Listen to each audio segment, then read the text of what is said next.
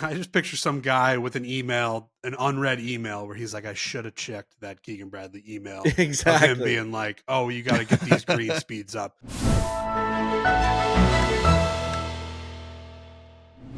Athletic, bold, commanding, the Equinox EV helps you show up in style. We're talking about Chevy. We are talking about golf. Welcome to the Foreplay Podcast, everybody. It is Trent, Riggs, and myself. We cannot wait to get into everything that we got to get into today. We got a lot of stuff. Tiger Woods, we've got Keegan Bradley, Justin Thomas comments. We try and do an immaculate grid. It goes horrifically. We've got a lot of stuff. The holiday season's all around. Our favorite Christmas movies, our Spotify wrapped our wrapped lists, which is always a fun time of the year. Trent, how are we doing? And how are we doing in Chevys? We're doing great. Yeah, it's a packed show, actually. A bunch of golf news came out since we recorded the last show. So, yeah, we got into all of it. There really was a lot. And yeah, it's all brought to you by our great friends at Chevrolet, great American company. If it's distance you're after, the Equinox EV offers 319 miles of EPA estimated electric range with front-wheel drive. Leave the driving to the Equinox EV and show up to the course energized with available Super Cruise hands-free driver assistance technology. The Equinox EV has a massive 17-inch diagonal center screen, the largest of any EV in its class. And when it comes to the EVs, Equinox EV is the smartest choice you can make. That's Chevrolet. Let's get right into the show. Let's go. Foreplay presented by Barstool Sports. We are into December, Christmas season, the holiday spirit. It's a beautiful time of the year. And it's a beautiful time of the year for a little he said situation. We've got some news in the golf world in December that you just don't get very often. A nice Christmas gift from Santa early is a little back and forth between Justin Thomas, the grounds crew at Bethpage Black. You got the PGA of America getting dragged under the bus yet again. We got a Tiger Woods press conference. We got Rory McIlroy with some comments about Royal Melbourne. We got Colt Knost getting a little promotion. We got a little bit to talk about today, gentlemen. Yeah, a lot of news came out over the last couple of days. Certainly for December, it's a lot of news. I want to give a shout out to Frankie Borelli for decorating his office with a little bit of holiday cheer. That's nice. I'm jealous of it. I'll tell you that. You've got it's dark-ish in your room, and you've got the Christmas lights lighting it up. I love it. I think it's a really nice touch. Yeah, really cozy. It's one of those small little Christmas trees with the big bulbs. I really like the feel of it. I like the aesthetic. Going all in on Christmas. We got a Christmas tree in almost every single room in the house. We went out and bought a bunch of those little ones. Got one in the bedroom, got one in the office, got one in the basement, got one, obviously the main one that's in the main living room. Big Christmas tree guy. You want every room you walk into. I said on the last show, Frankie boy loves the lights and the Christmas lights. So you walk him up to every single tree. It takes 10 minutes out of the day of him just staring at it, touching the bulbs, moving around, getting his hands on the tree. So yeah, I absolutely love Christmas time. I think we've gone through our favorite Christmas movies right before. Each year we kind of go through them. Fred Claus is really riding up the ranks for me. Ooh, that's a good one. That's an underrated one. That's got Vince Vaughn and Paul Giamatti in it. Yes.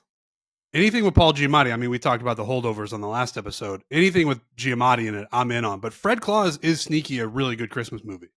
Yeah. Bad Santa, for sure, riding up my ranks as well. Like one of those that I always knew was funny, but never really sat down and watched it through and through. And now it's on HBO. I watch it all the time. I actually been watching it just go to bed. It is so fucking funny. That kid in Bad Santa is one of the funniest kids of all time. But yeah, no, just diving deep into the holiday season right now. I'm pretty down the middle with my Christmas movies. It's Elf, it's Home Alone, it's Home Alone 2. Same way, man. It's the Santa Claus. Same way. I'm chalk. I'm chalk. I really am chalk. I always forget the name of it. It's Jingle All the Way with Arnold Schwarzenegger with Turbo Man.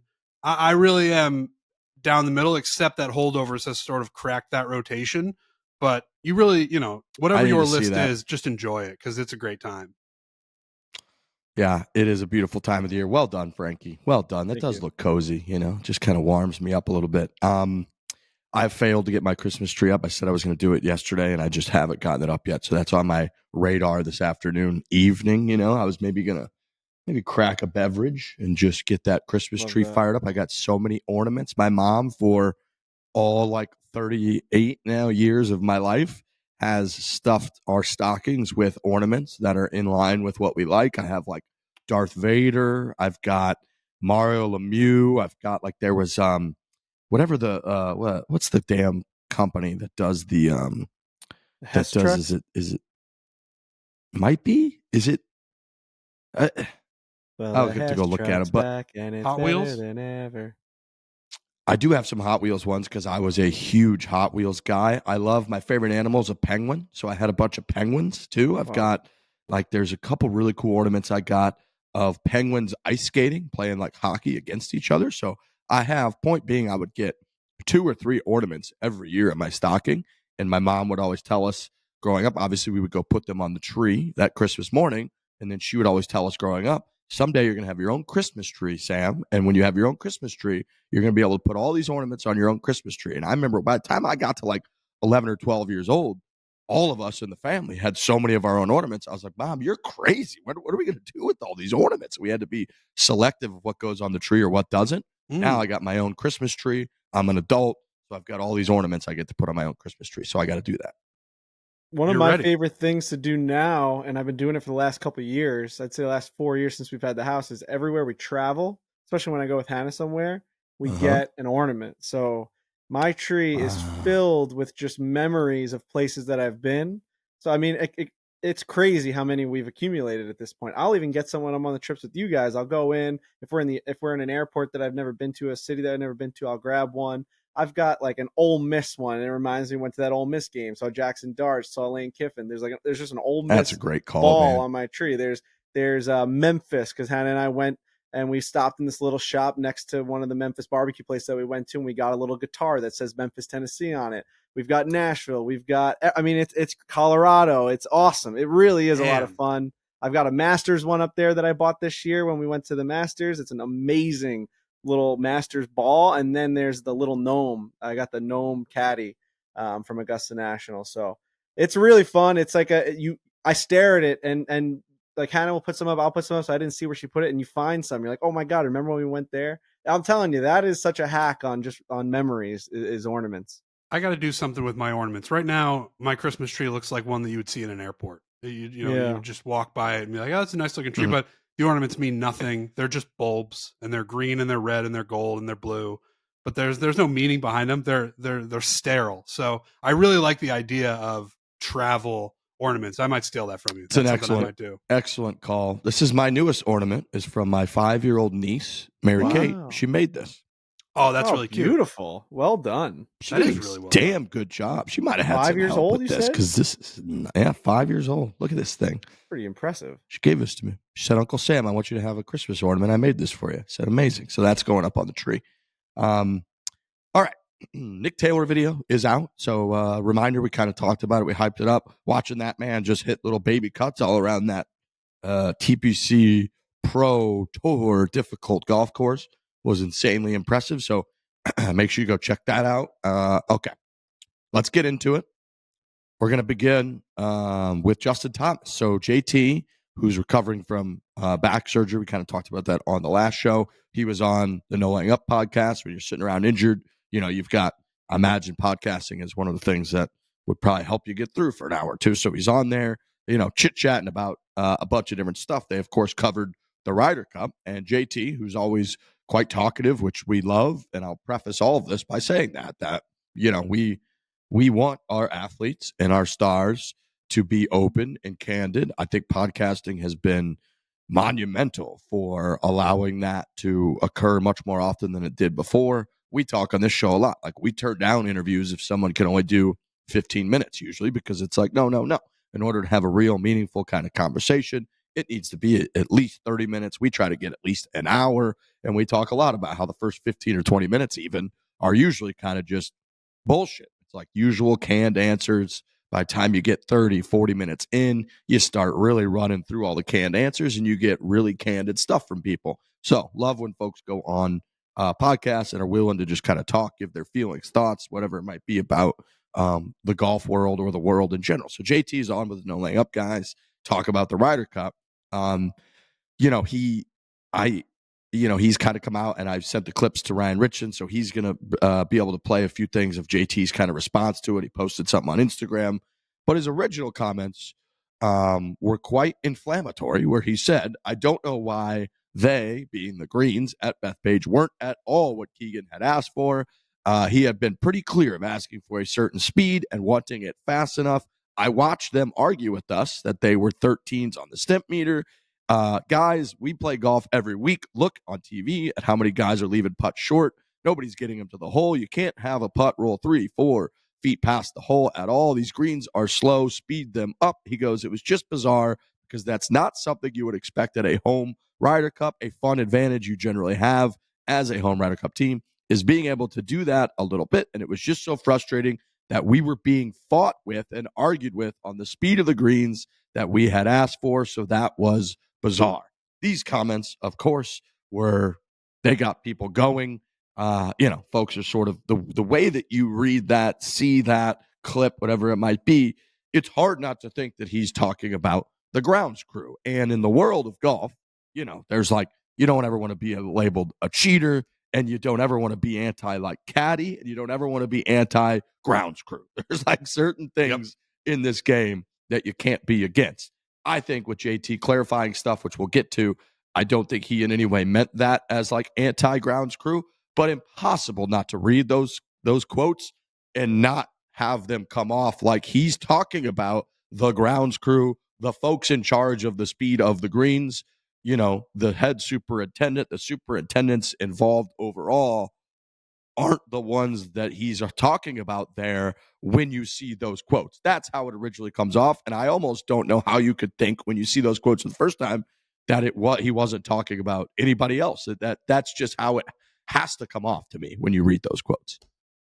Yeah, I mean, you can get to what his response was because I think that adds the context that he wants in there, which is it was taken out of context in the sense that they were talking about the way that it was set up in terms of like the American Ryder Cup team and the people that were communicating what the golf course setup was going to be. Because there are golf course setup people that work for the U.S. Ryder Cup team. They work with the golf courses. They're there for years. We've met a couple of them.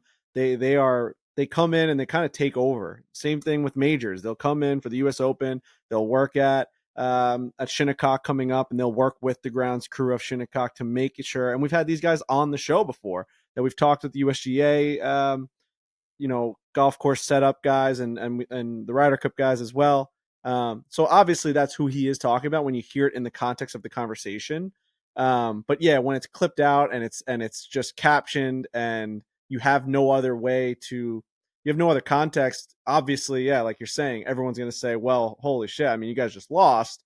That's not, these guys that are cutting the grass are not the reason why you guys lost the Ryder Cup. Right. Like that's not, and one of the guys in the response, which I'm sure you'll get to, was like stats are like these are just cold hard facts. Like we're telling you, we have the data on what they were. It's not an argument. It's all a he said, she said. I do think that a lot of the hate that Justin Thomas was getting for that comment, I think people are just harping on the fact like you lost, you can't complain about anything, which I know is the way the world works. But I also think both things can be true. He can acknowledge and understand that they lost, and then also just have comments about how the golf course was. I don't think it's like mutually exclusive. I don't think that if you lose, you're never allowed to make a comment about the golf course. I think a rational thinking brain would be like, okay, you guys lost, but also like, tell me about the golf course. You know what I mean? Like these are just two things you're allowed to have opinions on. One, we did not play well enough. And two, we thought that the golf course setup wasn't the way that it should have been. I don't think that's complaining. I don't think that's putting reasoning as to why you lost. I think these are just his takeaways from what he had experienced. And in an hour conversation, it just comes out that way.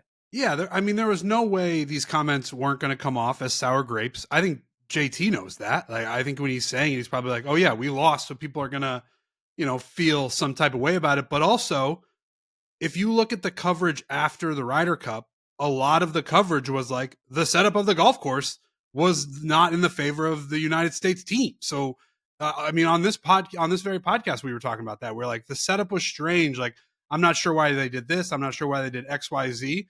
And a guy just who played in the Ryder Cup is kind of saying the same thing. So I'm a little surprised people are freaking out that much. Although I do understand that if you're going to complain after losing a Ryder Cup by almost a lot, not, outside of Sunday, people are going to be like, well, you lost, so this is sour grapes.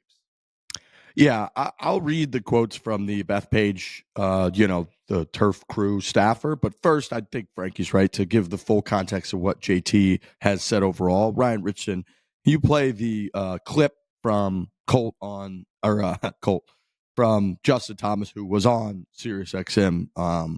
Play that real quick. It's unfortunate that things get lost in translation or the context is not there. I feel that I don't ever never said anything about this as being a greens crew fault.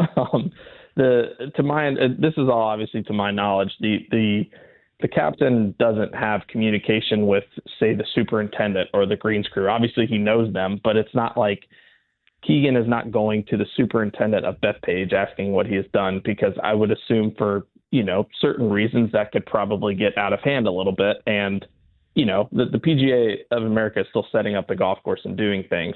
So, they need to know what's going on. So it was more so with whoever the communication is with Keegan. And I think that honestly, that point that the greens crew made is exactly my point. The fact that, I know for a fact that Keegan was asking for, a certain thing or a certain speed. And the fact that it never got relayed to them is that kind of proves the point that I was trying to make. Yeah. So, he, that is an incredibly important point, which is that like the head super of Bethpage Black is not just going rogue and determining like the course conditions for the entire event, right? Like there are, Keegan has input, even like the Keegan, and as you guys mentioned, the folks that we've met that work for the PGA of America, they're there for whoever knows how long, for a year, years, are working together to work with the grounds crew to get it where everybody wants it. I do think this whole thing is something that you never would ever hear out of Europe, even if they lost on home soil, on European soil. I think that like that communication line being broken to the point where it's obviously something that the players and the group chat and whatever have all talked about. If JT's bringing it up on a podcast, that's like shocking. And just, I think a lot of people having kind of a fiery response to the whole thing is not necessarily just like you lost, so you're not allowed to say anything. It's more just like, it feels like when we do lose, we've got, some years it's Patrick Reed's wife going to the New York Times about Jim Furyk and pairings. It's Justin Thomas going to the No Laying Up crew about arguments and like bizarre fights with whoever sets up the golf course. It's just like, it's not just, I remember when like the Europeans lost in record fashion at Whistling Straits. Yeah, you did have Rory was like emotional and crying afterwards about disappointed he was in his performance. You had Matty Fitz who like chunked that shot on 18 and was like inconsolable because he was so like rattled and embarrassed he hadn't gotten any points. But in that presser afterwards, I remember watching those guys and they were laughing and smiling and being like, I love being a part of this team. This was not our week, but guess what? We've had an incredible stretch. We're going to continue to have an incredible stretch. And you just feels like you didn't see this kind of stuff come out of it. And so I think that is sort of, a lot of people are just like, God damn, we can't even communicate with the turf crew properly. It's like, fuck, man. Right, because all right, so JT's not talking about the grounds crew. He is bus tossing somebody. He is blaming it on somebody. Like, that's still a complaint. Like, yeah, it does seem like the Phil and Tom Watson, like there's always something that is like, we just didn't get it right. And yeah, this is going to now be the takeaway. Like weeks and months later, we were kind of chilling. Like, I know Keegan's made some comments about like what his year was like and the grade that he would give it. I think Keegan's going to kind of always give comments like that, at least in the short term. I just didn't see this coming where it was like, yeah, we tried to communicate to whoever who was supposed to communicate to whoever about the green speeds. But this will now always be a note looking back on the Bethpage Black Ryder Cup, was that like, we just didn't have the course set up right and we don't know who to blame. It's always going to come off bad. Yep. It just is. And it's the unfortunate situation of getting kind of clipped and headlined, because anytime that comes out in a conversation, everyone's going to just pinpoint that exact moment that you said that. And they're going to say, well, you all played the same course. So, I mean, obviously it doesn't matter at the end of the day. They just played on the same slow. It's not like it was slower for you guys and faster for them. And he knows that. He knows all of this stuff. It's just a matter of fact of it obviously was a major stress point in that locker room, whoever this rogue PGA of America guy was that refused to relay any information. Clearly, there's someone this who's person sitting like there lost going, their they're mind. talking about me. Like, clearly, this person like lost their mind, and like there were screaming matches, because for that to be at the top of the mind of the players and to say it publicly, crazy amounts of frustration had to have built up in the players' room, in the locker room for the United States, for anyone to say that. So like, I get what you're saying, that you don't usually see that on the European side, but I would think that Justin Thomas is a smart enough guy that he wouldn't bring up anything unless he felt it was a legitimate reasoning as to why things kind of went awry in the first couple of days. I just picture some guy with an email, an unread email, where he's like, I should have checked that Keegan Bradley email. Exactly. Of him being like, oh, you got to get these green speeds up. Yeah, because we all are talking about somebody. It's a nameless, faceless guy, but there is somebody or a couple of people who just didn't get this message relayed. And yeah, I still want to say, I support Justin Thomas saying these things. Rick said it on the outset. Like, these things that the players are saying, I want to hear it. And I know it's going to make news, and I know it's got to be a headache for Justin Thomas right now, but I'm glad that he said it, because we want to hear these things. At the end of the day, we really do. Right. And exactly. And to defend JT on that, it's, I think the way that the quotes get put out there, it gets put out there like somebody was walking by JT on the sidewalk and was like, how are you this morning, JT? And he was like, how about the fucking grounds crew at Bethpage Black? And it's probably I haven't listened to the whole podcast, but it's probably 15 minutes into a conversation about the Ryder Cup, where it's like, how deep can you get on the Ryder Cup? And he's like, oh, I'll go into the Ryder Cup with you, talking about this, talking about that, and eventually being like, oh yeah, I know Keegan did mention that if he could do it over again, the course setup would have been different. It wasn't quite exactly what we thought, and actually there was like this weird kind of surprise. It's like he's saying what you want him to say. And so I think that like that part of it, you feel for JT a little bit when it's like he gives these guys, the No Lamb crew, who in this case do kind of what we do, he gives them like a bunch of his time, access, and then he's all of a sudden got to do damage control. So part of me is like, this almost like, I hope this doesn't discourage people from coming on podcasts like ours, because it's like if you're going to give somebody your time and you're going to be honest, and then you got to go do a whole day of like calling into radio shows and post it on Instagram to defend yourself, that's not really fair either. But yeah, it is funny. It's like, we all might be talking about somebody who led us on to Bethpage Black a week before to film a match against me and Frankie. And it's like, fuck, I don't know who the hell we're talking about. So, yeah. And the No Laying Up crew, that's their thing. They love talking about the nitty gritty of an event, like this course setup and all of that stuff. I mean, I walked with Sully during the Ryder Cup, and we were talking very much in detail about how the United States doesn't have the right system in place, and like this thing was lost even before we even got to Bethpage because of, and I brought it up on the show after we had lost. Like, he was giving me a lot of great insight, but he's obsessed with that stuff. And all those guys really do obsess over the little things. They want to know answers as to why things are going wrong. Why don't we have the right systems in place? So when you're getting asked by guys that genuinely want to find out those answers, of course you're going to try and give them as much insight as you can. Justin Thomas is an open book. It might come off like we're trying to just like only defend Justin Thomas, but I think just the realistic version of what happened is what we're saying. It's just a conversation. And yes, I do think you can see both sides. I think that people can have the takeaway that he is complaining, and that part of it might be placing some blame as to why they played poorly on that disconnect in terms of the communication. I also understand that he knows they just lost. I mean, I'm just a rational thinking human. I know Justin Thomas knows they just like lost that part. When you're having a conversation, we all have to assume that we all understand that we lost. Like, not everything he responds is a question. If they ask him any question, he's not supposed to be like, well, we just lost, so that's the answer. You know what I mean? That's not how conversations or any sort of insight works. We get it. We get you lost. We get you guys didn't make putts. Let's dive deeper into it. Why do you think?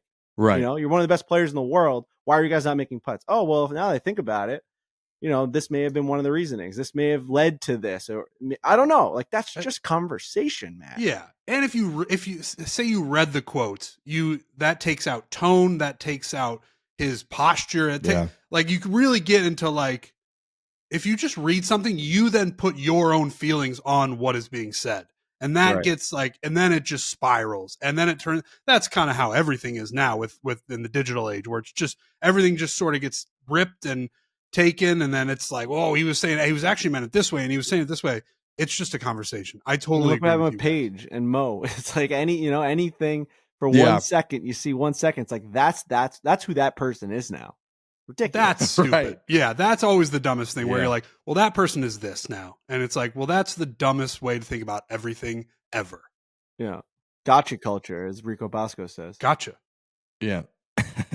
I could see it from their vantage point too, being like, no, the whole world talks about how we get this advantage of setting up the course, and we're like not getting the course how we've said we want it. Like, I could see them being insanely frustrated, being like, it's Ryder Cup week. How come it's not this? How come it's not that? And then you're told something. And so, I guess playing both sides, whatever, middlemen, you kind of understand it from all angles. It definitely didn't come off right. It'd be a lot easier again if you asked JT to give like one answer about the Ryder Cup, he would probably be like, they played better than we did and made more putts and defeated us. But if you want him to give like his 17th bullet point about the Ryder Cup, you're probably going to get into like, oh yeah, we had a little bit of we were frustrated the course wasn't as fast as we thought it was going to be. By the way, keep in mind, the American team hit more fairways and had closer proximity to the hole by a noticeable margin throughout the entire week. It really did just come down to the Europeans made everything and we didn't quite make everything. And my lasting memory from that Ryder Cup will be the occasional time when they finally cut to an American pairing putting and making something outside the realm that you don't usually see, something outside of like 8 feet. Then every time they cut back to that, the Europeans made their putt on top of it. And it was just like, God damn it, we could not gain an edge on the greens. And so, the course setup, the rough, Bethpage wasn't as hard as it usually is. Maybe that would have benefited us. It's like we still hit it closer than they did.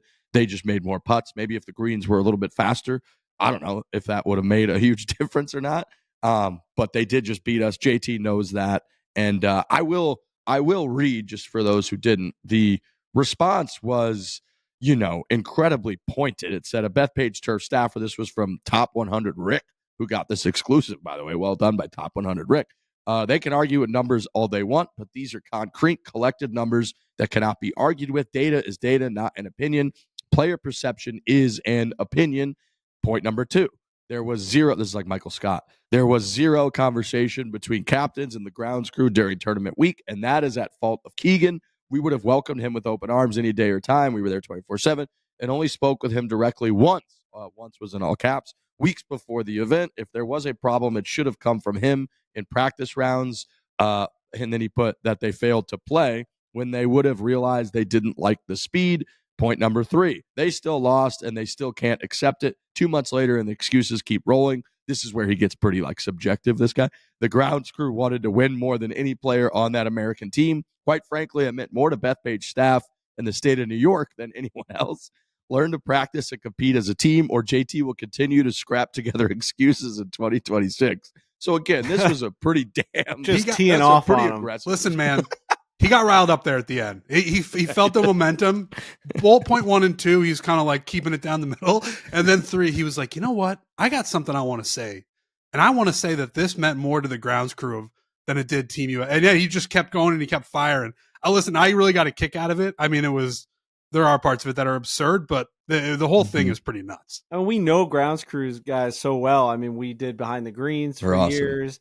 We really got down and dirty with those guys in terms of seeing what they do on a day-to-day basis, waking up, putting in all those flags before the sun even rises. I mean, you show up to a golf course and it's pristine. You can't believe that people have been working on it for 4 or 5 hours before you had that first tee time. And honestly, just knowing their personalities, you tell, like our guy Luke at Rockville Links, if you put a face behind, if you actually put a name to one of these guys or someone that we know, you could see how much it would hurt them hearing these comments from a player because it's so passionate. They absolutely love it. So yeah, I don't blame the player. I mean, the turf staff at all for being pissed off. I think that they have every right to be like, no, this is bullshit. It's so much hard work. They put in so much work. And then for a guy to basically just be like, well, it wasn't right. It's like, well, fuck you, man. Imagine Steve Rabideau when we did behind the greens at Wingfoot. That guy was talking about if the weather didn't drop below 64 degrees, he was gonna freaking like torch the golf course on fire because he knew people were gonna beat him. He's like, I don't want one guy going over par here. He was distraught when Bryson DeChambeau torched the Winged Foot for the U.S. Open. Like, these guys live and die by the golf course, so of course anything that has been told to them, they're gonna do everything in their power to get it exactly the way it's supposed to. They wanted to build that golf course for the United States to win it. You think that they went out there and cut all the rough down? I mean, Bethpage Turf Crew has never seen the rough that low in their entire life. Every super that's ever been there since the day that golf course was born hasn't seen the rough that low. Of course, they were taking orders from the United States team. So, like, somewhere, somehow, the communication got lost where the United States lost trust in what was happening. But that's not on the Turf Crew's side. There's no way. They're just listening to demands. Dude, Turf Crew folks, I don't know that anyone is more in love with the product and what they do than folks on Turf Crews. Like, they have a deep love for every part of that place that's like alive or dead. They love every grain of sand. They love every blade of grass. They like are obsessed with the golf courses, and you have to be, because you're, like you said, these guys are getting up at, my cousin Chris is a head super at the Crystal Springs Quarry Golf Course in the St. Louis area, and we were talking about it over Thanksgiving. And it's like, dude, if the first tee time is 7 a.m., these motherfuckers are there at like 4:30 in the morning, and they're out there getting this thing ready to go. And then all day long, they're working on projects. They're checking out what part of the golf course is where we need it to be, what part's struggling. Do we need to change the golf cart access rope so people stop driving there and drive here? This part, they're just like, they do that at Munis all the way up to the Winged Foots of the world, all the way up to the Ryder Cup and what Bethpage is going to be like. These people believe this stuff. So I guess kind of to put a little bit of a bow on it, like, I get why this event is such a big deal, and everyone involved cares so much, whether you're Justin Thomas hitting the shots, or whether you are part of the Turf Crew that is preparing the golf course, or whether you're on the PGA of America. Like, everybody is sort of like feeling the weight of failure or of victory. And in this case, it's failure, and emotions are high.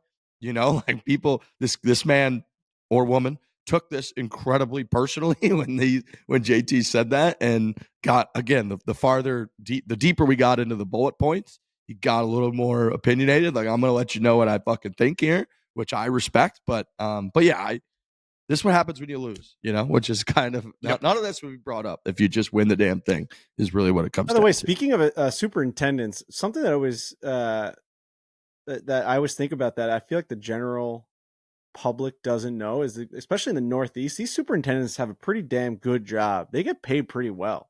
Like, these are very highly qualified. Now, it's like Long Island, New York, I only know about. I'm not sure about the rest of the country. And these are really big exclusive clubs that a lot of the guys that I know that they work there, or big, big properties like Bethpage. But like, these are $250,000, $300,000 paying jobs. Like, these guys are like the top in the world at what they do. So any sort of my point being, like, any sort of negativity thrown towards like the work that they're doing, I feel like hits so much harder, because this is like the top of the top. These are the best of the best guys.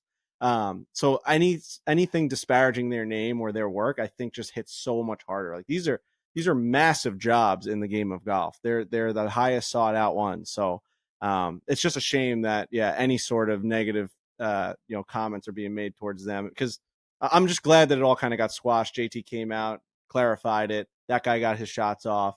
It is what it is, and we should be all good from here. But and then I also had learned that, like, in England or in the UK, superintendents aren't typically looked at the same as they are here in the US. Like, we hold our superintendents and our turf crew to pretty higher regard than they do, where they get access to the golf course. They can bring out members. They can get access to be able to play. They'll get like housing on the golf course. There's like a lot of great perks, really, good wages, all that stuff. I had learned from a couple of friends that when you are a superintendent, you're on the turf team in a UK, like, old school golf course, that you really aren't like highly regarded at those courses. Like, it's kind of like a harder job.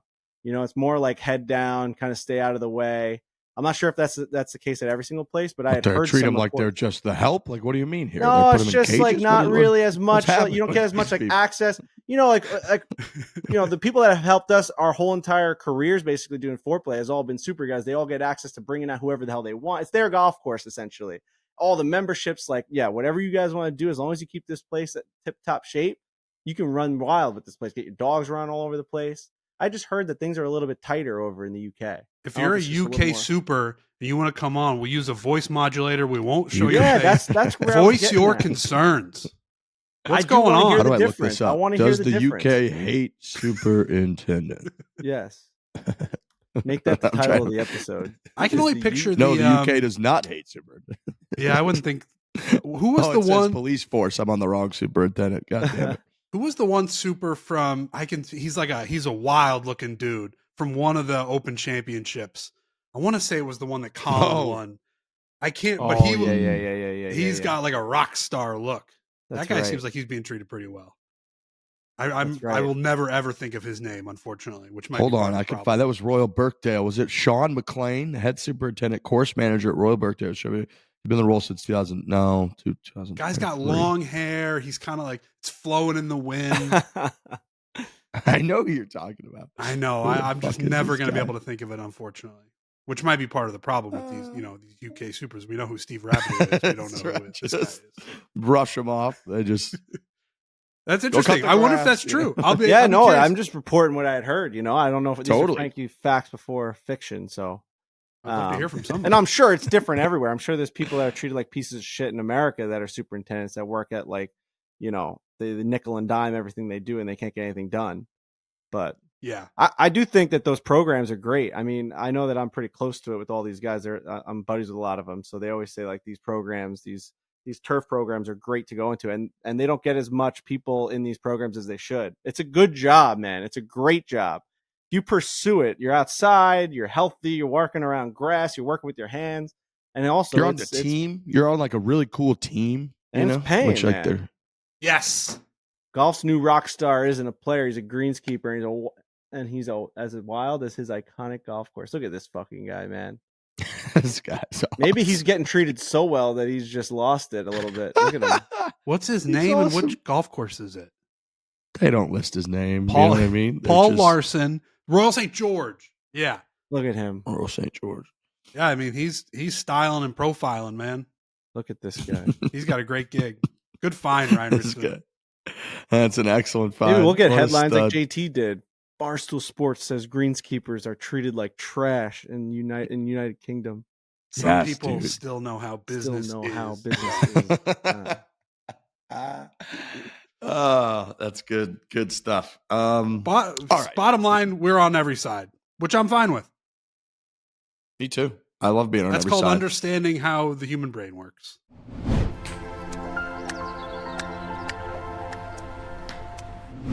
Every holiday season, we give the same gifts, things people don't need, they don't want, and they will not remember ever. But this year, Kraken, the official crypto platform of Barstool Sports, is offering something with real potential, the gift of Bitcoin. Here's how it works. If you're new to Kraken, sign up before December 24th, and you'll receive $50 in Bitcoin as a holiday gift.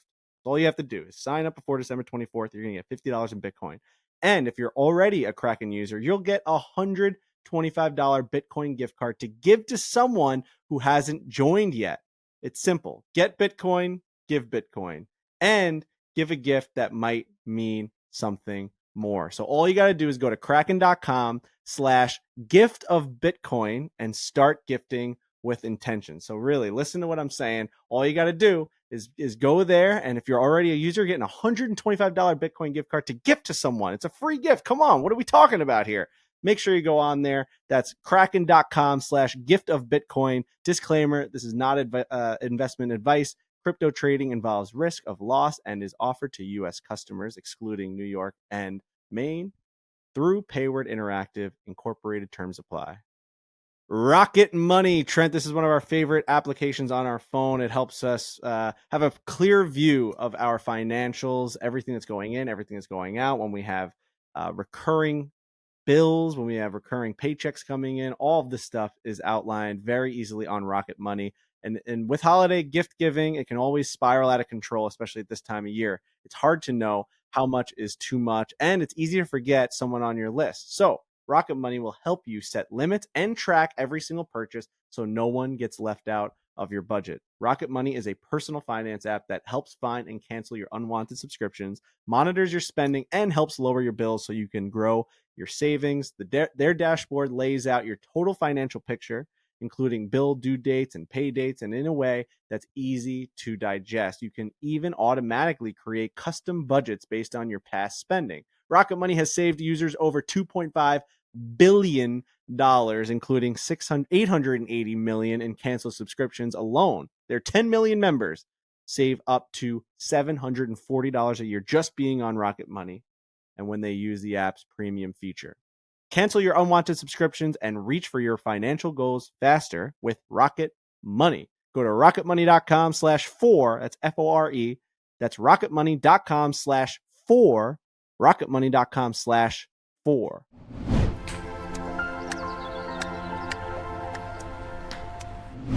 Mr. Tiger Woods gave a press conference. First time we've seen him really addressing the public and the media in a long time. I got a main clip that we could get to, but I'm going to start it with just my quick review is that Tiger looks fucking amazing. I thought he looked vibrant up there. There are times when our guy, Mr. Woods, looks drowsy. He looks defeated. He doesn't look like he's on the way up. He looks like he's on the way down. We all kind of know that feeling sometimes when you watch it. You're just like, I'm not feeling it. This was different, man. His smile was beaming. He was telling dumb fucking dad jokes. That's our guy. That's like a man, in my opinion, that was in a great spot. Love is in the air. It just got such a good feeling from watching Mr. Woods up there. I just, no matter what he said, which we'll get to, he pretty much said nothing for like 30 minutes, which is what he's really good at.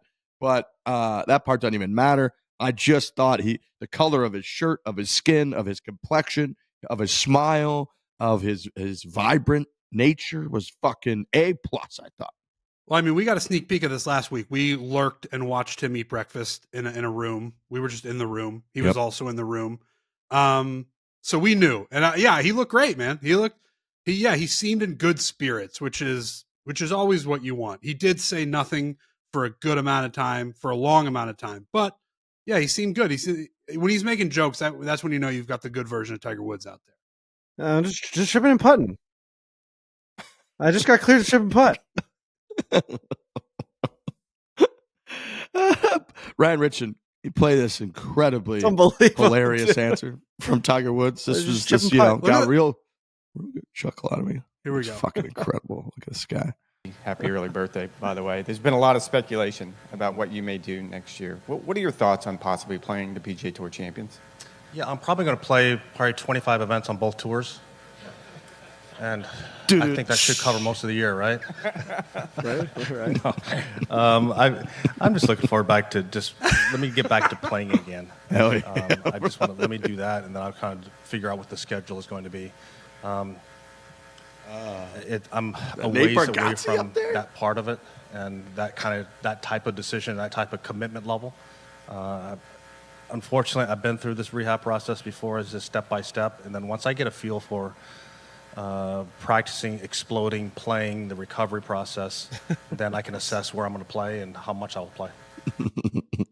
The thing with him, play the hits. The thing with exploding, by the way, he has created such a relationship with the media that when he says the 25 events punchline, they don't know if he's serious or not. So that the room just goes vroom and slows down for everybody. Because they're not sure if they laugh, if they're just going to be kicked out of the circle completely.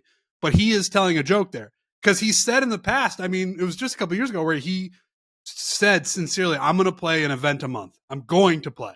That's where I'm at. Yep. So now to then bring this joke, the 25 events joke, people don't know what to do. And everybody's in a weird, like, in-between stage. Nobody does it like Tiger Woods is what I'm trying to say. Nobody does it like him. Exploding. Incredible. Absolutely incredible. Once he gets a feel for the exploding. Oh my God, man. He's the GOAT of interviews, golf, everything. Keeps you guessing. He's just edge of your seat material 24/7, 365. He just, you're spot on, man. The second that he said, I stopped in my tracks when I saw that clip come out. I said, 25 events? What's happening here? And then I saw the joke, and the laugh and the giggle. It's fantastic. He will not be playing the PNC with Charlie. He just got cleared chip putt. But yeah, I thought he looked great. I love when he's doing the jad joke stuff. I think that is a direct correlation to success. If you go back throughout the different phases of this man's career, I think that's a great sign. So I loved every minute of it, man. I really did. Yeah, and he made a couple of little, maybe he thought they were jokes and no one really laughed again when he was saying in TGL. He's like, I might have to hit a couple of drives in TGL. And, he's just, because he's saying he wants to play. He'll be at every single event for the Jupiter Links. Maybe towards the end of the year he'll have to hit. He just needs to see if he can ramp up the recovery, because he can chip and putt. I can chip and putt, but I'll have to hit a couple drives in TGL. And looked around the room. No one knows when he's laughing. They're on their toes. They're looking around. He's a modern day Andy Kaufman. He's like, it's unbelievable. He just keeps everybody guessing, really, all the time. Yeah, I mean, clearly this guy's been through a tough year. He said it's been a tough year. You can tell he hasn't hit many shots. He hasn't done anything. I mean, he had the Achilles explosion. He tore his Achilles, and then as he's rehabbing his Achilles, he had to get back surgery again. He alludes to it not being like a specific moment that he knew he had to get back surgery, but one of those moments where just that feeling saying he's not recovering and he could feel like it was going. So it's another one of those, I guess, what's the word I'm looking for? I was going to say a procedure. That kind of blew my mind. You know what I meant? You know what I mean? Procedure. It's like a I see what you're doing. Tommy there. John before. Yeah. What's that word I'm looking for? Like elective. An elective procedure, just to make sure. Preventative. Right. I don't know. I think it's elective. I think my point's like every surgery he's had on his back recently feels like something that he keeps getting in hopes that it won't get to a bad spot. You know what I'm saying? Yeah, precautionary. Like precautionary surgery. So that's what this back one felt like. So I'm a little bit more ambitious about him being able to swing, as opposed to it being, he couldn't get out of bed, or he drove off a cliff again. And this is like, we're not repairing something that broke. We're just fixing. We're tidying up, which he's ramping up. He's going to ramp up. He's going to explode. He's going to swing. We're going to see Tiger Woods play golf again. That is a fact. We all agree to that, right? Like Tiger Woods is going to play at the Masters. He's going to play Champions Tour events. He's going to play, probably maybe the Open Championship if it's flat. Like, we're seeing this guy play golf again. I agree. I think he's gonna try to play again on tour and majors and get to that point. Hopefully he could do it. I think he's definitely going to try to win he said multiple times, I think he's going to try to win the senior U.S. Open. I know he wants to hold the maximum number of USGA titles, and I think that would give it to him. So I know he's mentioned that multiple times. So I hope he gives it, more of a run and tries to truly tee it up. And man, it's funny, the Open Championship at St. Andrews will be in a year and a half. And it feels not that long ago that we were looking at the Open there when he was walking across the Smoking Bridge. He didn't do the stop thing. He just kind of took his hat off and walked across. We're like, oh, maybe he's going to give it a go again. That's only a year and a half away. So this makes me, get kind of excited, being like he could play that. He's played less than zero golf since then. Yeah, right. And he'll have played less than 10 events from the time he walked over that bridge to the next time he walks on that bridge. Yeah. Right? I mean, legitimately, how many events has he played since that Open Championship? Has to be less than 10, man. Right? Gotta be. Probably around there, it's not been once a month. I know that. No, that's for sure. He does once a year. He does still seem pretty engaged with the inner workings of the PGA Tour. He mentioned the leaner schedule that we talked a lot about on the last episode, and how I think he said a leaner schedule could result in a windfall for everybody. I don't necessarily, I don't know. I don't know what he means. 007 reference? What is that? Windfall? Ooh, we're windfall. A financial windfall.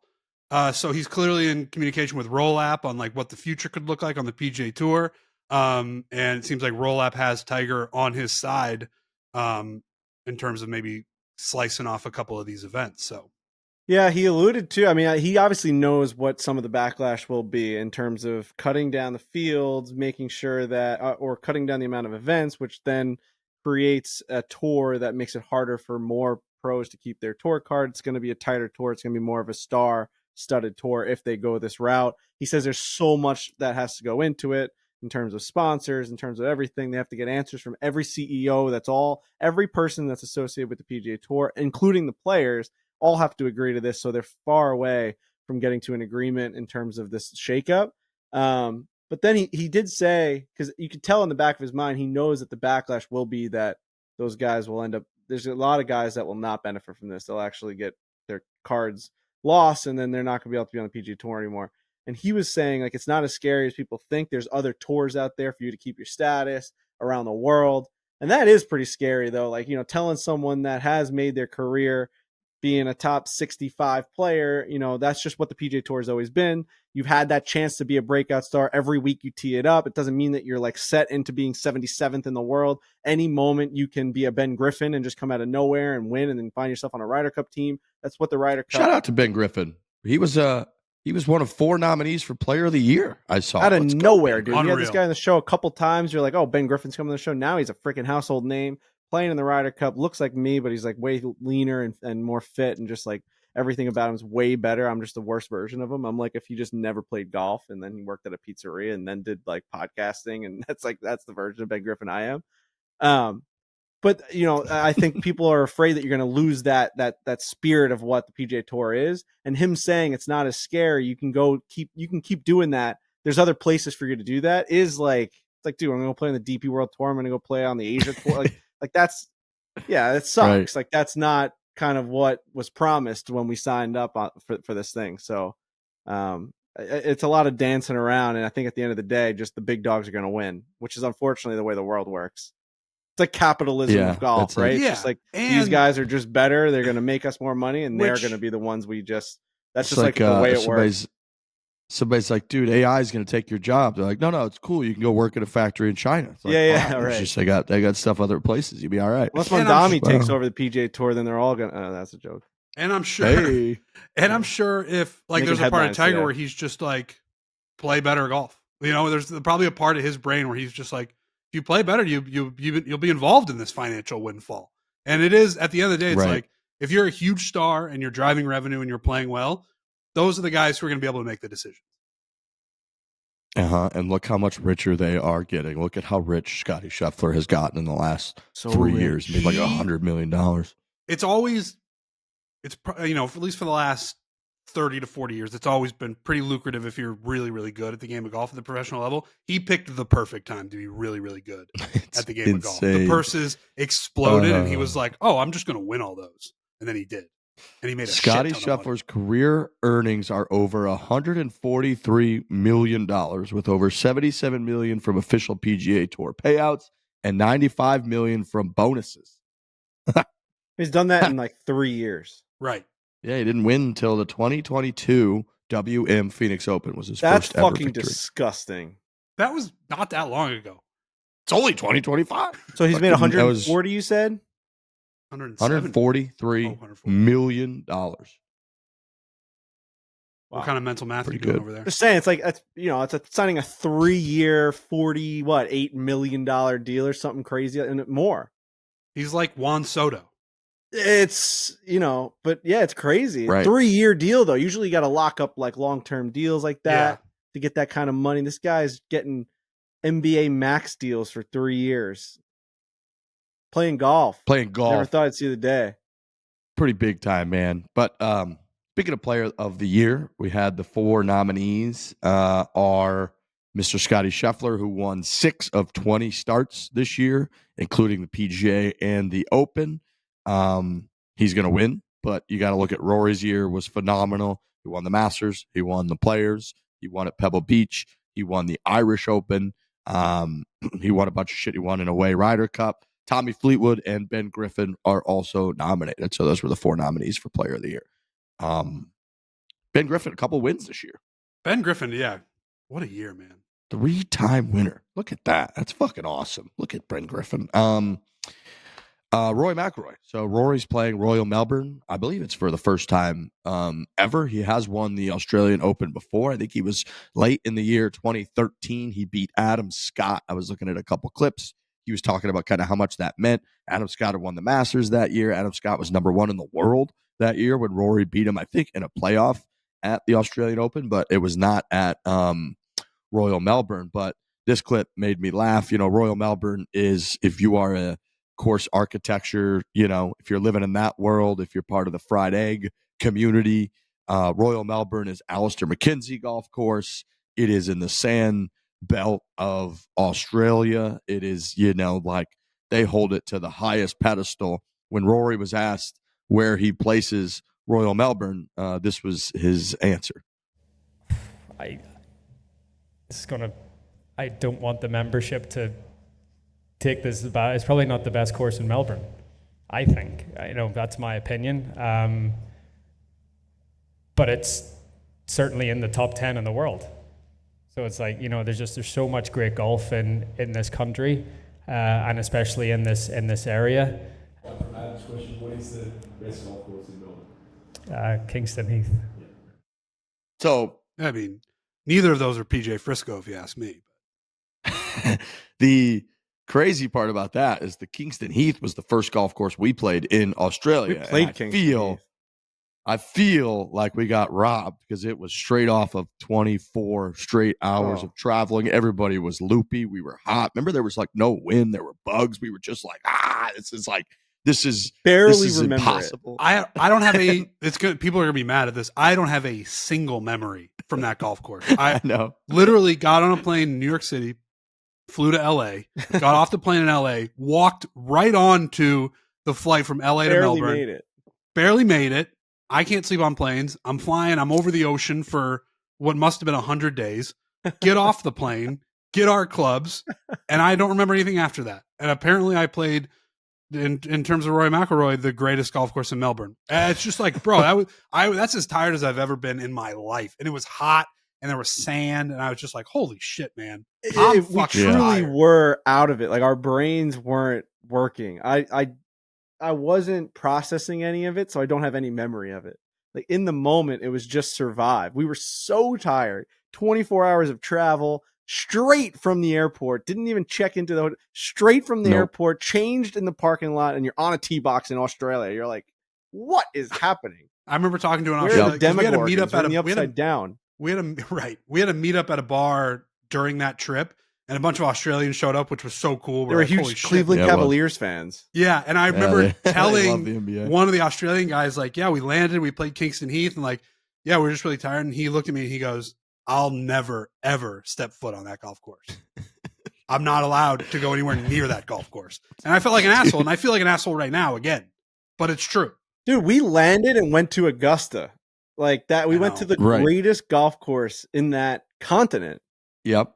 And I'm with you. I don't really remember much of it. And, that clip, it really kind of turned into Rory being like, no, it's a testament to how amazing the golf is here that, like, I'm telling you, Royal Melbourne's a top 10 course in the world. And there's a course right next to it, Kingston Heath, that I think is even better. So that area for golf is so insanely cool. How did we get on that golf course, Riggs? I believe that was... we were firing around. We might have gone public with it, but we were kind of firing around, requests of where we should play. We knew nothing about it.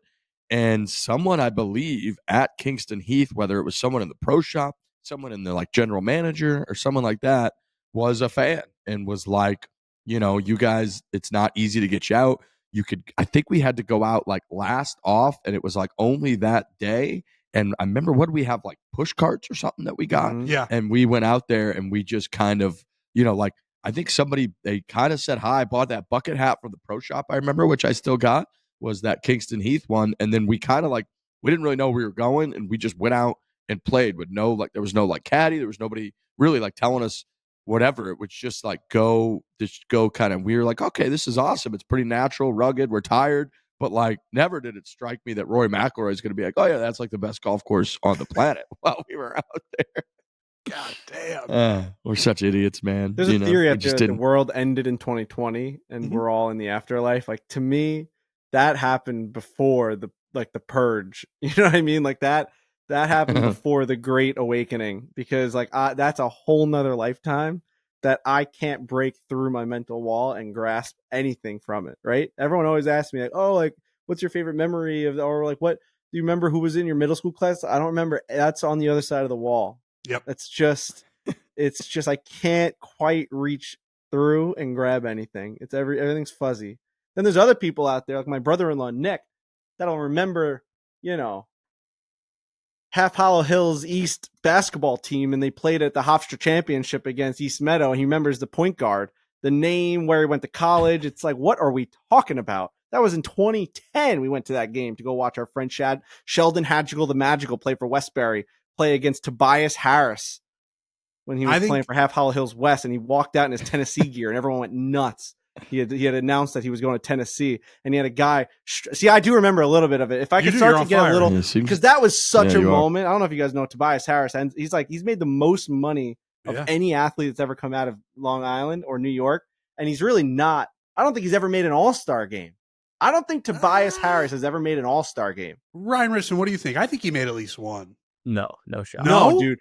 Bro, he's the running joke of the NBA. Hey, Ryan Richardson, how much money has Tobias Harris made? I want Trent to guess and Riggs to guess how much money this guy's made in the NBA. He's never made an All-Star game. I think he might be the number one boondoggle athlete of all time. I want to say Tobias Harris made $75 million. Dude, I think it's $200 million. Wow. Wow. I'll say what's the number? What's the number? Million. Over 300 million. Oh my! You see what I'm saying, dude? You're telling me Tobias Harris didn't make one All-Star team but made $300 million in the NBA? Bro, just cashing checks. That's awesome. I love that awesome. game. I do that. I play that game with my brother all the time. I'll just pick a random professional athlete and I'll text him and I'll be like, do not look this up. How much did X make? That's just a fun game. Bro, he might be number one for that game. Like it's a stunning number. I'm gonna play that. I'm gonna text that name to my brother later. He benefited from these like sixth men like getting big contracts, and then obviously he's a starter, but he's never the guy. But he's signing big time deals. 5 years, 180 with the Philadelphia 76ers. God, Jesus. 180. So yeah, he grew up on Long Island, and I remember I went to his high school championship game was against this kid that we played basketball with from Westbury. We played for St. Bridget's CYO basketball, and Sheldon. I'll always remember he was on the bench in like fourth grade, and then something happened in between fourth and fifth grade, and Sheldon started touching rim. And we showed up to the tryouts the next year, and it was like all me and like, Dylan and Robbie. We all quickly hit the bench, and Sheldon Hadjigal the Magical started freaking flying through the air like it was Space Jam, man. It was unbelievable. I used to play I Believe I Could Fly off a boombox in the CYO gym. Anyway, we went to go watch them play a championship game, and freaking that guy Tobias Harris walked out of the locker room at Hofstra wearing his Tennessee gear, and everyone's like, "He's going to Tennessee!" It was nuts. I can't believe Tobias Harris never made one All-Star team. Not one, dude. Not one. Nope. I did pull up pictures of Kingston Heath, and this place looks absolutely sick. So you want to know the craziest thing? If I could take this camera, so when you walk through my house, craziest thing, I have a picture of that exact tree. No way. When you walk down my house, like upstairs, we have all the rooms, and then there's the steps to go down to the main level. And down the steps, there's a big wall. It's like a high ceiling wall. I have a picture that really nice, like printed photo, huge, of that tree, and it's like perfectly centered. I must have taken like a 0.5 photo of that tree, and I see it every day. I take Frankie downstairs. He laughs at the tree. He looks at it, and he's like, "Wow." Dude, I see a tree every morning. Kingston Heath. That's crazy. I wouldn't have thought to say that on the pod until he said that. Yeah, my photo is incredible, dude. Did you know it was Kingston Heath? Yeah. And I was because I've got photos around my house that I've taken. I got one at Crail in my dining room, and it's just of the first hole, and it's all black. I made them all black and white. and it's like very rugged, and you just see that little barn on the right side, that like greenskeeper house that was there since like 1507. Yeah. You don't even know it's a golf course. It's just like a rolling hill fairway and a little building. And it's like, so I always tell people that's Crail, that's Kingston Heath. It's awesome. I got one of St. Andrews of just the bridge. I love that shit because it's golf art, but it's not. It's like golf photography, but it's not. You can't really tell. That's what I struggle with. Where with golf art is like, I don't want to put golf art all around my house. But I'm gonna like, send you what I got. But Riggs, when we were Riggs' apartment, Riggs has done a good job of just committing to it. He's like, this is a golfer's apartment, and I'm going to put up. It's just golf the coolest stuff. shit that I got. I got all the coolest stuff I have is like from golf stuff. So it's like, but Frankie sounds like he hides it a little bit. He's just like, this is a tree, but it's a Kingston Heath. Well, tree. He's got like a wife and a family. I'm just like me, so it's like coming into the fucking. I didn't mean to. I got a putting green in my bedroom. Going back to Tiger, did we want to say anything about his comments about being the next Ryder Cup captain, where they asked him about it and he said, no one has talked to me about it? Kind of weird. Kind of thought that was pretty weird, like, I guess, is everyone just throwing shots at the PGA of America now? Is that just what we're doing? We're just burying the PGA of America? It's like, my read on it is it's not a denial that he is open to doing it. I thought so too. But the JP McManus and the whole deal, I think that like a lot of people assume it's just going to be Tiger. So for him to, I thought it came off kind of weird that he would say it that way. Like, I think if he would have said like, you know what, it's still early, we haven't actually discussed it yet, that would still give off the same sort of answer. But it seemed a little more like no one's asked me, was sort of like, it's in your court to ask me. Why aren't you asking me? I see what you're saying. That could be. Yeah, it is. It is like a very pointed way to say that, to deny it. Yeah, it's a little bizarre, I thought, but yeah, it wasn't a denial. It was for sure. I think he's most likely going to be the Ryder Cup captain in 2 years. Keegan also made some comments, and he said he's open to doing it again. He would love to do it again. He said, "Of course he would. I would love that."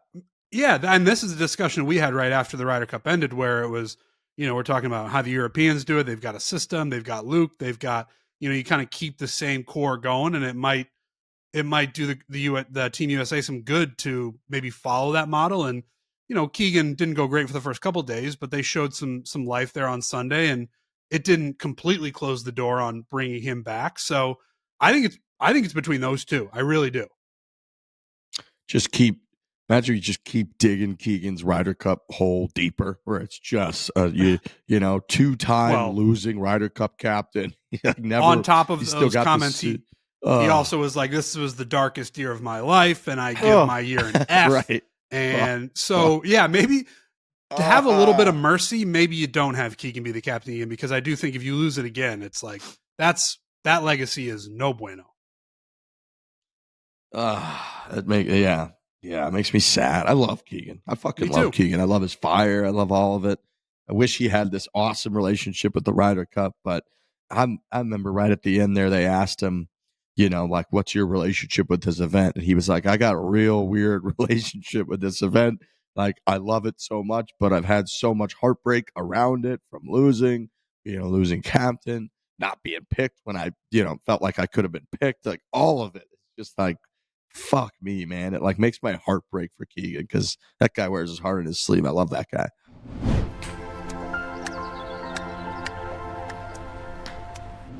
If you're serious about your golf game, your vision on the golf course matters. I talk a lot about how I got LASIK eye surgery. Shout out to Dr. Della Russo here on Long Island. Unbelievable, changed my life. And because I did get LASIK eye correction surgery, I'm able to wear Shady Rays sunglasses, and I'm even wearing them even more because I want to keep those eyes protected. That's where Shady Rays Golf Collection comes in. They're designed specifically for golf with color-enhancing lens tech that helps you read greens sharper, track the ball faster, and spot breaks and contours you'd usually miss. They are lightweight, engineered for glare reduction, and have a comfort fit, so you'll stay dialed in even long after these long rounds continue. You're just going to keep feeling good. Those eyes are going to feel very rejuvenated at the end of that round. Squinting gives you headaches. If you squint, if you just squint all day long, you don't even realize how bad of a headache you're giving yourself. You're in the sun, you're like, I can't see throw on some Shady Rays, and that headache's going to go away. I promise you. And the best part of Shady Rays is if you lose them or break them, Shady Rays will replace them. Seriously, this is more than just eyewear. It's a performance upgrade. Shady Rays Golf is here to elevate your game. We've teamed up with Shady Rays to bring you an exclusive offer. Head over to shadyrays.com and use code FORE, F-O-R-E, for 35% off polarized sunglasses. You got to try these out for yourself. These shades are rated 5 stars by over 300,000 people. I'm telling you right now, go over to that shadyrays.com website and use the code FORE for 35% off polarized sunglasses. Shady Rays.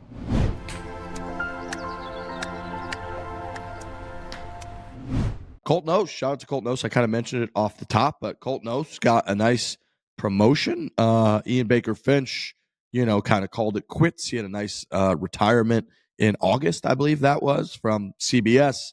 So Colt will now get a little promotion from walking around as the on-course reporter to being and calling the action up in the booth. It's, you've got Trevor and Jim Nance are obviously the top 2 dogs, but then you've got Frank Nobilo and Colt Knost will be up in the tower calling the play, kind of calling a lot more golf, basically, instead of just walking with one group, which is awesome. So Colt's incredibly talented. I was just on with Colt and Sleaze a couple weeks ago, talking Internet Invitational and all that stuff. Very good friends of mine here in Arizona. Colt's always given us a bunch of his time. We had him on, most recently, maybe at the PGA Championship, where he kind of came on for like an hour and was telling stories.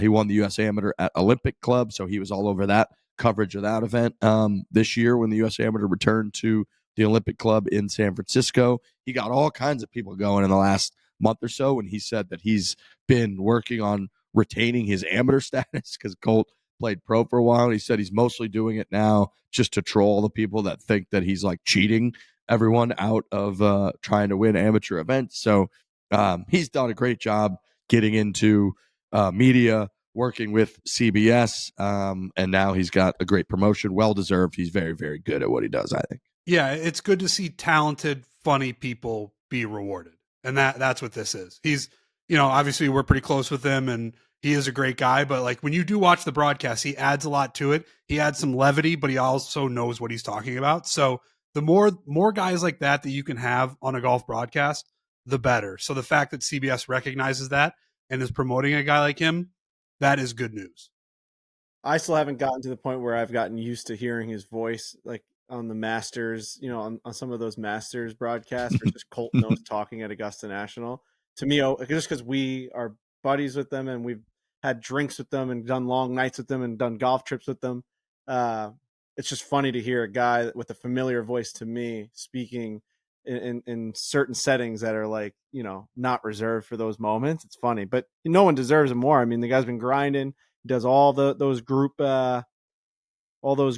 announcements, and those are not easy to do. We've done like a very small version of that when we did the Corn Ferry. It's really hard to add good insight when you're out there on the golf course. What they do is really impressive, and he's good at it. So yeah, he definitely deserves this the come up, and shout out to Colt. Carrying those packs around. It was, and where were we in Chicago in August? It was like as hot as it could possibly be. They also just like throw it to you and they're like, now add insight, and you have no idea where they're at, what they're seeing. You just got to somehow add color to like this putt. And it's like, sometimes that means like not really saying anything, which means you're doing a good job. It's a really hard balance. Really difficult. It is it's an incredible skill to have that little amount of time and to actually add something that's meaningful.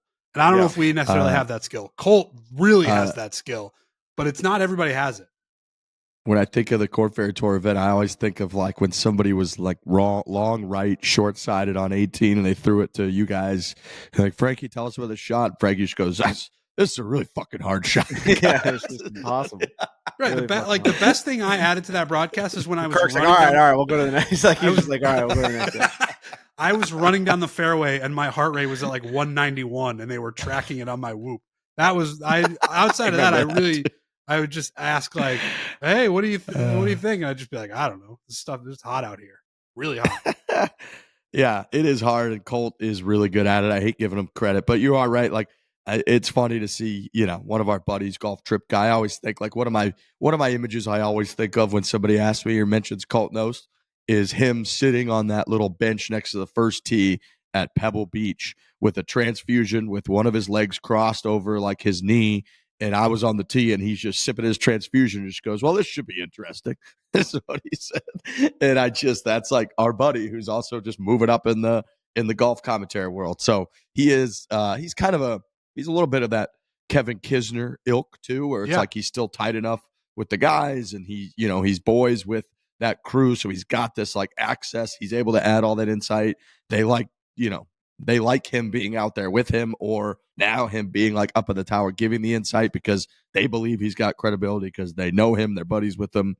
And so, in the golf broadcasting world, that's big news. So well done to Colt Knost. Very, very well deserved. Ryan Richon, can you try and find real quick? There's a video that went, it was on Instagram, but I'm sure it's on Twitter, of like NBC. It wasn't NBC, it was CBS director during the Masters, like basically when Tiger Woods won in 2019, him directing Jim Nantz to like not speak during that moment.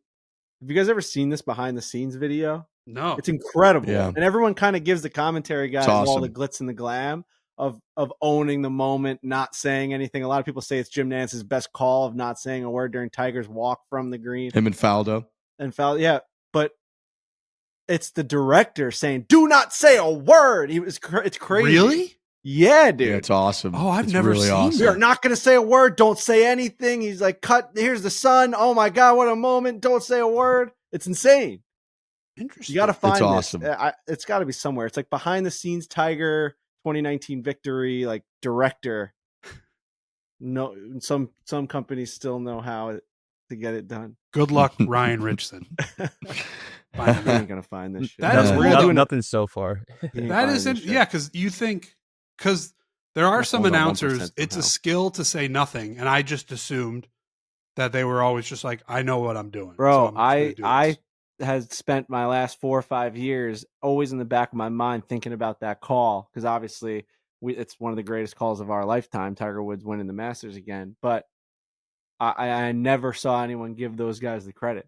I'm sure they have. Jim Nantz, of course, probably has done interviews and said like, "Oh no, that's all in the booth." But yeah, I mean, I don't know if we can find that video. It's probably gonna be hard. It was like one of those Instagram algorithm things.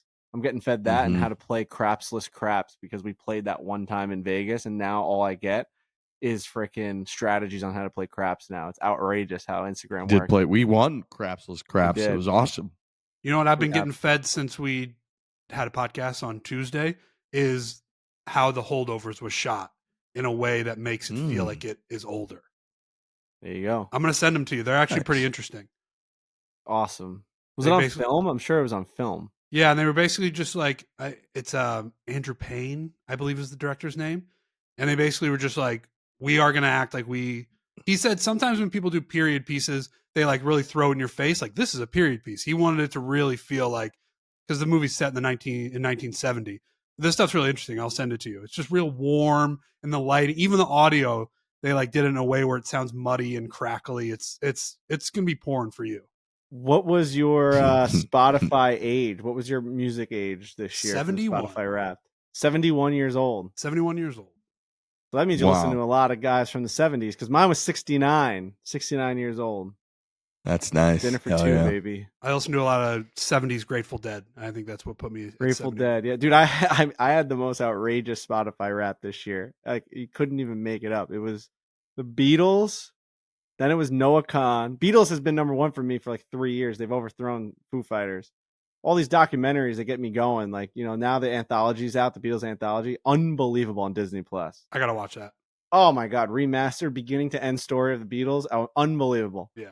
I went Beatles, Noah Kahan, then I went Frank Sinatra, Billy Joel, and then the guy Role Models with that song Sally when the wine runs out. How often are you sitting down listening to Sinatra? Is it just like around the house, or is it? Yeah, dinner time. I put Sinatra on every night almost. Because I love Sinatra too. I just Summer don't find wind, myself. Dude, for 6 straight months when we're sitting down eating dinner, the first sound you hear is the summer wind came blowing in. It's the best. That's nice. And that's how I grew up. My mom played Dean Martin, Frank Sinatra, Perry Como, all those music. So I was like 7 years old reciting these freaking, Rat Pack songs. Yeah. And everyone would look at me like, who is this kid? You know what I mean? Like I'm sitting there being like, oh, Mac is back in town. Dude, we would have family karaoke nights. I'm 9 years old singing, Dean Martin. They're like, what's wrong with this guy? So hopefully Frankie's the same way because I play old music all the time. So, and Billy Joel, when that Billy Joel documentary came out this year, Hannah and I ripped Billy Joel in every single car ride we were in. Yeah. One thing I've adopted into my adult life that I did not have when I was growing up is I constantly have music playing in my house. My parents just didn't do that. I don't know why. They just didn't have it going.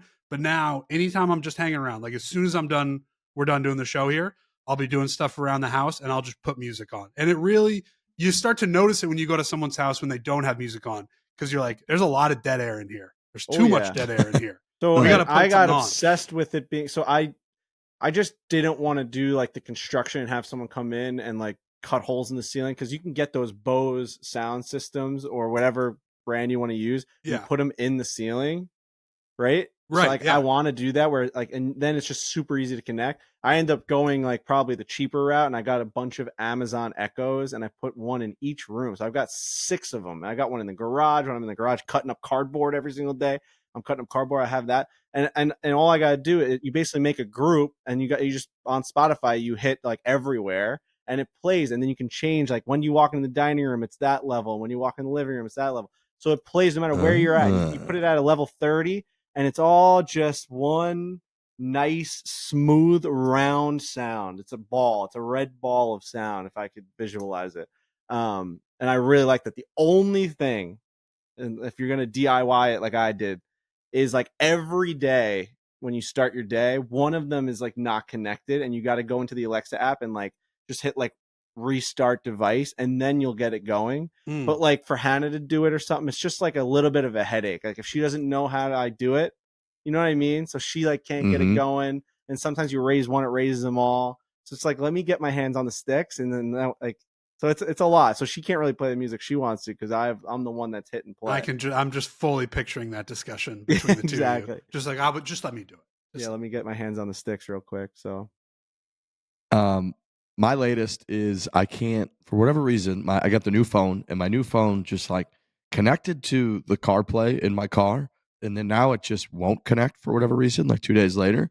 And the issue is you never are in a position where you can just focus on it. It's always you jump in your car, you pull out, you start driving. And then while you're driving is not a time to be trying to like connect the audio and whatnot. So it's like, I'm just driving. I'm either listening to FM radio, which is horrific in the morning, by the way. I don't know why these fucking shows do they do all the dumb call-in shit, which is just like play music, man. Like I'm here for music. They think they're like the next stand-up comedian. I don't think they're the next Tiger Woods. WFAN in New York, you get some good sports radio talk. We got Boomer so and I Geo in the mornings.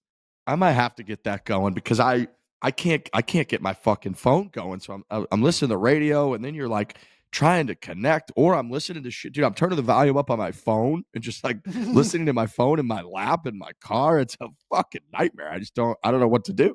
Here's the thing they need to fix the CarPlay. Okay? This one drives me fucking up a wall. So let's say, and you're not supposed to be texting and driving, so it really shouldn't be you. But like, let's say someone has your phone and they're in the passenger seat. Or someone in the passenger seat is connected. This happens a lot. When we get into Hannah's car, she's the one connected to her Apple CarPlay, but I'll be driving and she'll be on her phone. When you're playing music in Apple CarPlay and you're on your phone and you're playing Spotify and you pull up Twitter or Instagram, the music stops. Yep. And then it goes out of Spotify, basically goes out of CarPlay. Or even, or if you're listening to like Sirius XM, right? And you just do anything on your phone, it shoots you into CarPlay.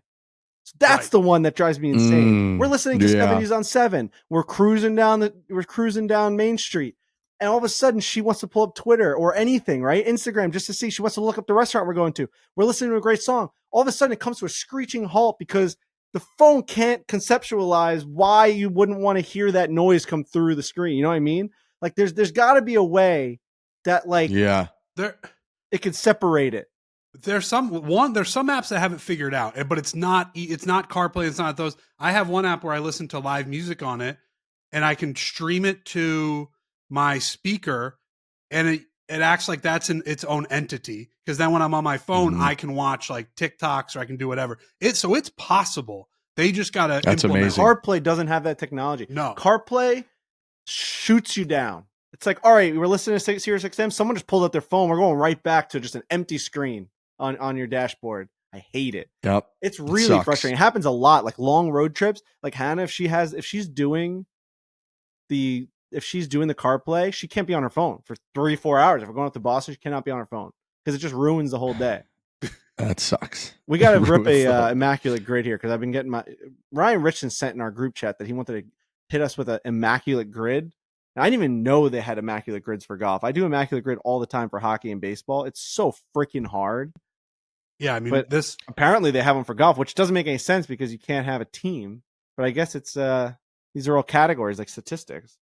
I think this is going to be really hard. All right, fellas.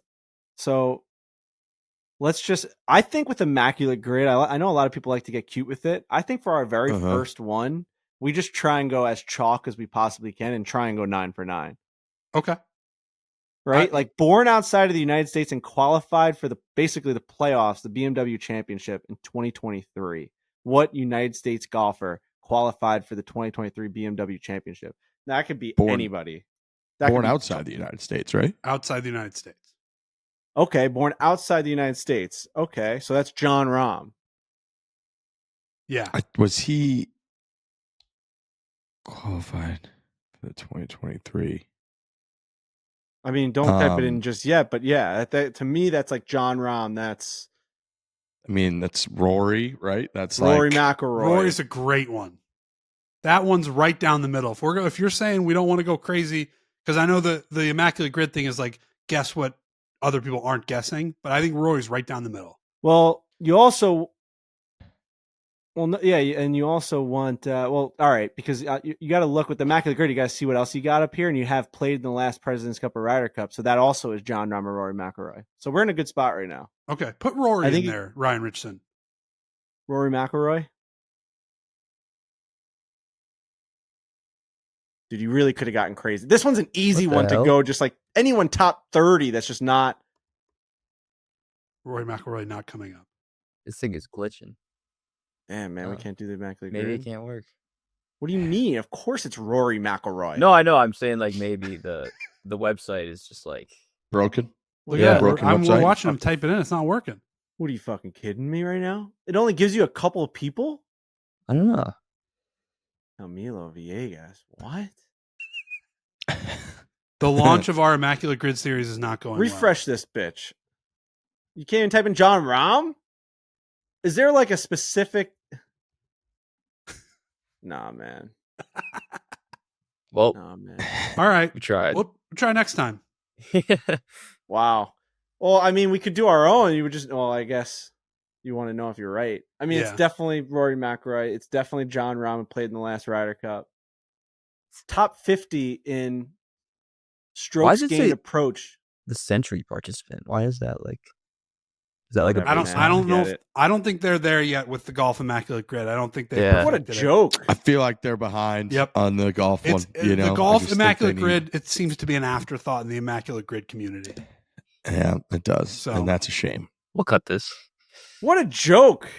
No, keep it in. I want them to know they're a joke. You can keep that in just so people know that we tried. It just tried. Wouldn't work. You know, golf immaculate we gave it a hell of an effort. Probably should have checked it on my laptop before. For sure. But I just assumed it would work. It doesn't work on my phone either. You can't type in Rory. Yeah, they got some work to do. You know, we gotta wait for golf immaculate grid like version 4.2 or something, and then I think we might be good. Not to throw more Ryan Richardson here, but did you happen to find that clip of the? No. Okay. No That's way. All right. Not even close. Not even close. I was typing in everything. I was different variations of director, Jim Nantz, Don't Speak, Tiger Woods. It was, there's nothing. It's okay. I was kind of firing up mine too, and I never got anywhere near it. It is funny because we had that clip come out from the latest Breaking 85 where I was trying to think of cross section for a deli sandwich. Had you ever heard of that, Riggs? No. When you cut open a deli sandwich, or Ryan Richard, when you cut open a deli sandwich and you open it up, it's called the cross section. And I couldn't think of it. I couldn't think of it while we were playing, and it's one of those things where it's like, how do you even Google that? And you're just throwing so many words into the Google machine. I eventually found it, but I think that don't speak Jim Nantz thing is probably pretty similar.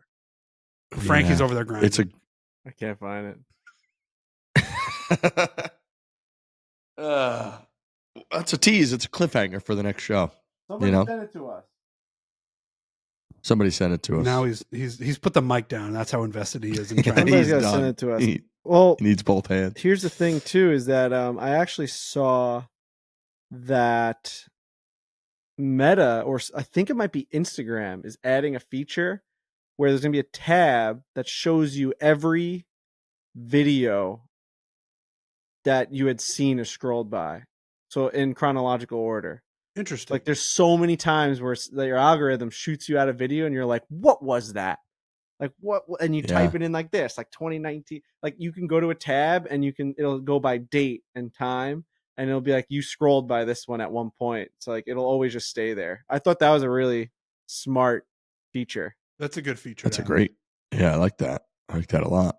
I went to the skin doctor today and got 2 more things taken off my back, man. You got to just go to these skin doctors. It's crazy. What's going on with your back? I think my back's trying to kill me. I mean, we don't know. She's very like cautious now because I had that one taken off. Sure. So now she sent these 2 for testing, but it's crazy, man. Just makes you think if I didn't go and get tested, if I just let this go on for 10 years, I have skin cancer, like full blown.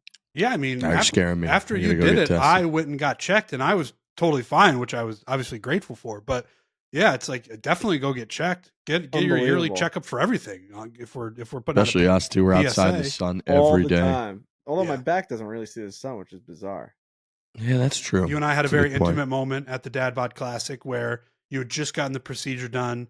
We were sharing a room, and I had to apply ointment and put a bandage on your back. That's awesome. That's beautiful, man. Apply ointment to my precancerous scar. I remember Frankie being like, wow, this brand and our friendship has really come a long way. Like, I'm from Iowa. You're from Long Island, New York.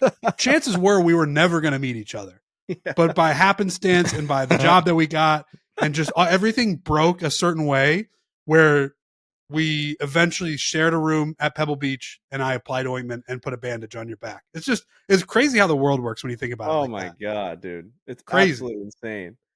Yeah. I mean, like, you flash back 10 years ago or 12 years ago, whatever. And we're both sitting at a computer. We're both like, both of our internet connections are somehow touching, but we don't know that each other exists. You're at your security desk in Iowa. I'm at Borelli's in the back room while Laredo's making dough. And one day you're going to apply ointment to my back. You know what I mean? Crazy. That doesn't make any sense. It's really a crazy thing to think about. We're both on Al Gore's internet at the same time. And like that led us to you touching the inside of my scar on my back. It's true. It's a beautiful thing. Doesn't make any sense. It is. It's gorgeous. All right, gentlemen. I got to go to a luncheon today. I got to put on a suit and go to the WM Phoenix Open kickoff luncheon down at Chase Field. Our good friend Larry Fitzgerald is the keynote speaker. I believe that the tournament chairman or Big Chief will do an interview with Larry Fitzgerald. So it's like a bunch of big Phoenix Scottsdale thing. A big old ass on him is dragging a wagon. Big old wearing caboose. a nice tight suit pant, just with a fatty. He feels like the pseudo mayor of Scottsdale. Every time I'm there, he's there shaking hands, kissing babies. Great guy, really a nice guy. We see him, at a lot of golf events. I like that guy a lot. He's the fucking man, dude. He is such a nice guy. Loves golf. He's really in the community. Knows everybody. He's just very present with you. He's the man. So yeah, he's the keynote. He's the big draw today. So we're all going down Chase Field. I got a table with a bunch of my buddies, a bunch of folks that you guys know. The Greyhawk folks will be there. The CMC folks will be there. Everybody will be there. So it's gonna be a nice little. I put on a suit. I probably put on a suit less than 3 times a year, maybe. Yeah. 5 times a year. You going tie for this one? Tie. Yeah. Tie. And then, yeah, tie and a blue blazer and gray pants.